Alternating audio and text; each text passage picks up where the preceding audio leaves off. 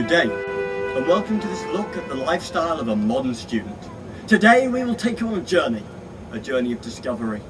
But be warned, this tale is not for the faint-hearted, or those that suffer from motion sickness, lower back pain, epilepsy, asthma, eczema, acne, athlete's foot, bunions, diabetes, schizophrenia, stigmata, anorexia, bulimia, alcoholism, drug addiction, sanity, insanity, leprosy, agoraphobia, arachnophobia, claustrophobia, xenophobia, or a slight tingling sensation in your left knee. On an unusual night in, our student is actually attempting to write an essay that is due in at 9 o'clock tomorrow morning. He has so far done well, having written a title, his student number, and copied out a definition from Wikipedia.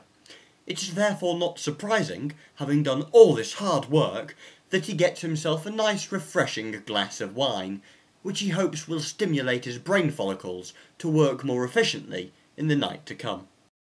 Feeling more relaxed, our student is on his second glass of wine, has impressively written a further 6 words on the essay, has watched a video on YouTube whilst checking his Facebook account, and is now entering stage 1 of drunkenness, the happy phase.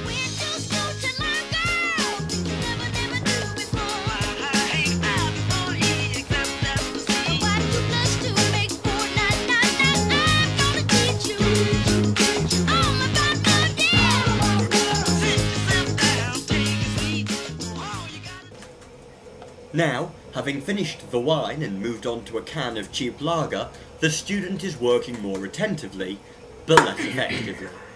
This is as a result of him having moved on to the second stage of drunkenness. He currently believes that everything he does is brilliant, giving him a feeling of invincibility and omnipotence.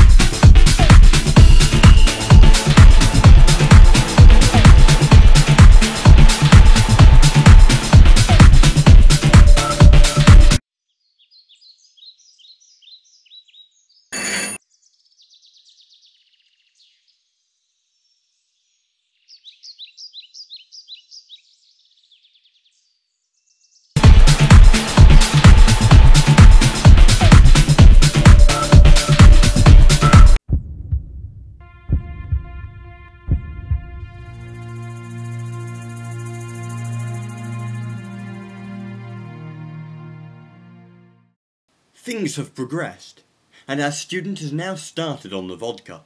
He has finished his essay and has now reached the third stage of drunkenness. He currently has a grudge against everything.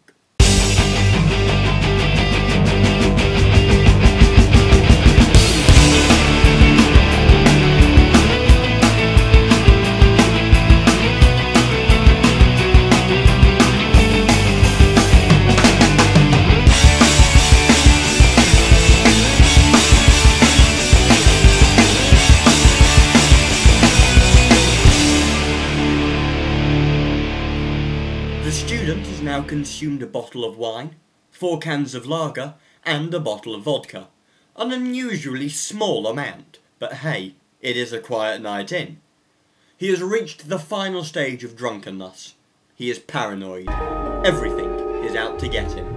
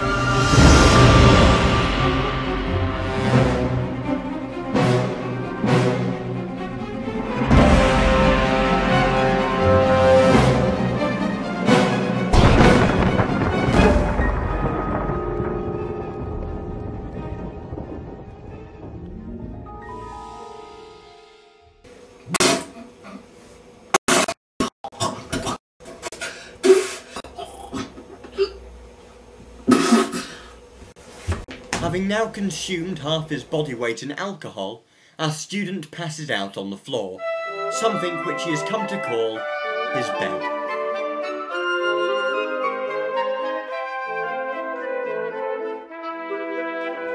Our subject awoke about 5 minutes before the essay was due in, and handed it in late. He is currently sleeping off a hangover, thus preparing him for his big night out. I have his essay here. Allow me to read it to you. What is history, and what are its uses in modern society? History was first invented by the ancient cave people, who would paint pictures on their cave walls of conquests. Not actually wanting to be remembered for centuries to come, they merely wanted to be published in the Reader's Digest. I believe that history is essentially a good thing, when you consider that essentially history is a good thing. However, it is important to bear in mind that history, despite the misgivings of Tristan Boolienbecker, is essentially a good thing. Miss Puddleduck once gave Peter Rabbit a history lesson, showing the importance of history in children's literature. Unfortunately, the book was never published, due to a government conspiracy, preventing Beatrix Potter from revealing the truth about why a duck on its side looks so much like a rabbit.